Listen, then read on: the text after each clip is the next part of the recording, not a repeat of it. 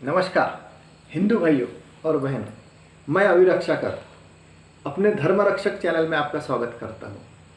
भाइयों, हम बात कर रहे थे हिंदू धर्म पर होने वाले आरोपों की, हिंदू धर्म के बदनामी की, और उसको हमने मुंह तोड़ जवाब देना है।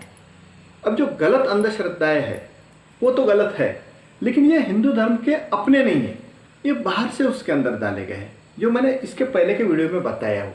अब मैं आपको एक मैकेनिज्म बताता हूँ कि कोई भी धर्म, कोई भी समाज बदनाम क्यों होता है। काफ़ी समय के बाद धीरे धीरे उसके मूल तत्व बाजू हट जाते हैं। जैसा आप एग्जाम्पल बताता हूँ, और विशेष करके हमारे हिंदू समाज में के पढ़े लिखे लड़कों को बताना बहुत जरूरी हो गया, क्योंकि उनका ही धर्म के प्रति आस्था नहीं है। तो हम जियोग्राफी पढ़ते हैं, भूगोल। जियोग्राफी के अंदर हमें कई मैप दिखाए जाते हैं, नक्शे बताए जाते हैं। उसके अंदर कई ऐसे टिक मार्क होते हैं, लाइनिंग होते हैं, कटी हुई लाइन होती है, ऐसे ऐसे डॉट्स होते हैं। अगर वो नक्शा हमें दिखाया गया, मैप बताया गया, तो कोई भी उसे पढ़ नहीं सकता, समझ नहीं सकता। उसके नीचे एक सूची रहती है, इंडेक्स, उसके अंदर लिखा रहता है कि सीधी सीधी लाइन जो है वो नदी की है, टेढ़ी टेढ़ी लाइन है वो रूट्स है, कटिंग जो लाइनिंग है वो रेलवे के रूट्स है, जो डॉट डॉट्स है वो पहाड़ियाँ है। इस तरह से कोई छोटा राउंड है वो तहसील है, बड़ा राउंड है वो सिटी है। इस तरह से कोई ऐसा एरो बता दिया है वो एरोड्रम है। तो वो अगर इंडेक्स ही निकाल दिया जाए तो उसे कोई नहीं पहचानेगा। बस ऐसा ही हमारे धर्म ग्रंथों के साथ हुआ, हमारे प्राचीन मान्यता, प्राचीन कथाओं के साथ हुआ है। वो इंडेक्स ही किसी ने निकाल के फेंक दिया। मेरा तो आरोप अंग्रेजों के ऊपर है, हर किसी का अलग अलग आरोप होता है।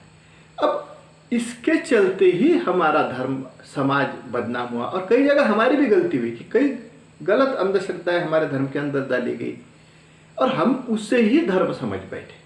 अब एक सबसे बड़ा आरोप हिंदू धर्म के ऊपर होता है, जो ढेर सारे आरोप होते हैं, एक एक का हम जवाब देते हैं।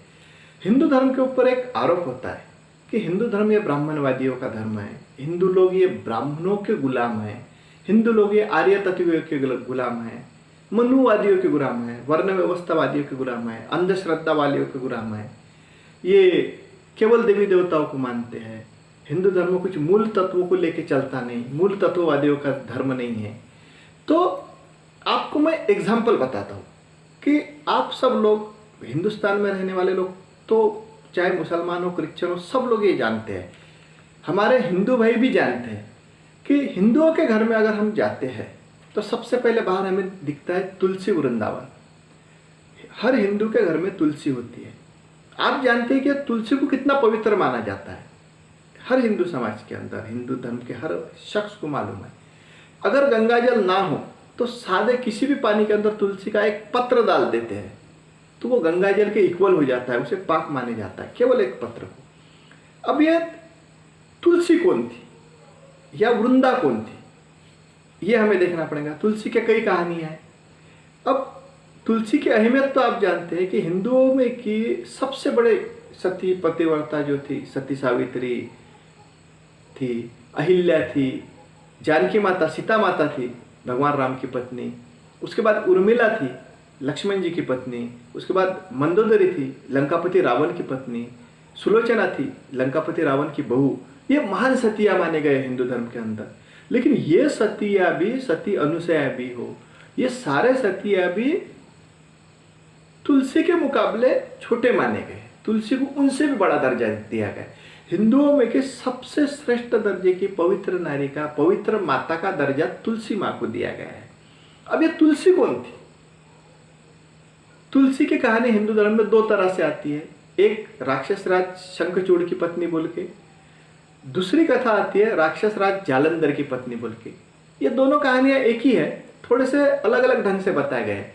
अब ये राक्षसों के कई राज होते थे, जैसे हमारे भी राज होते थे, अलग अलग राजा होते थे। कई राजाओं को अपने अंडर में रखने वाला एक सम्राट होता था।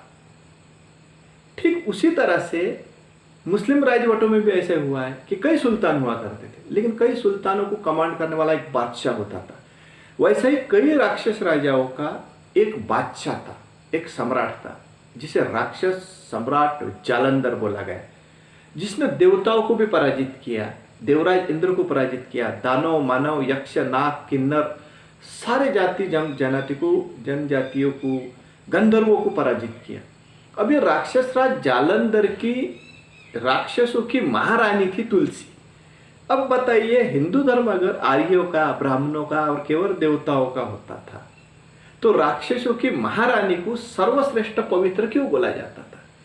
तुलसी माता की ताकत इतनी बड़ी मानी गई है कि महाभारत में हिंदुओं के धर्म परिवर्तक भगवान श्री कृष्ण, हिंदुओं का धर्म ग्रंथ बताने वाले, भगवत गीता बताने वाले भगवान श्री कृष्ण, हिंदुओं के एक सबसे प्रमुख भगवान, विष्णु भगवान के अवतार, एक अथॉरिटी भगवान कृष्ण एक तराजू में रखे गए थे उनके पत्नी के हट के कारण, और दूसरे तराजू में सोने हीरे सब डाले गए, लेकिन वो टिस भर भी नहीं हड़ा था। वही रुक्मिणी माता वहीं, और उसने तुलसी का एक पत्ता डाल दिया, तो वो पत्ता भगवान कृष्ण से भी कई गुना ज्यादा हेवी माना गया। यह है तुलसी का महत्व। तो राक्षसों की सम्राज्ञी को सर्वश्रेष्ठ, सबसे बड़ी महापतिव्रता, महासती का दर्जा देने वाला हिंदू धर्म किस तरह से केवल देवताओं का हुआ? वो तो राक्षसों का भी धर्म हुआ। और राक्षसों के माता को अपनी माता का दर्जा देने वाले हिंदू लोग कैसे क्या केवल ब्राह्मणों के गुलाम हुए? ये बहुत ही बेहुदा और झूठ आरोप है, जो इस बात से प्रूफ होता है। तो हम आज के लिए बस इतना ही करते हैं। नमस्कार।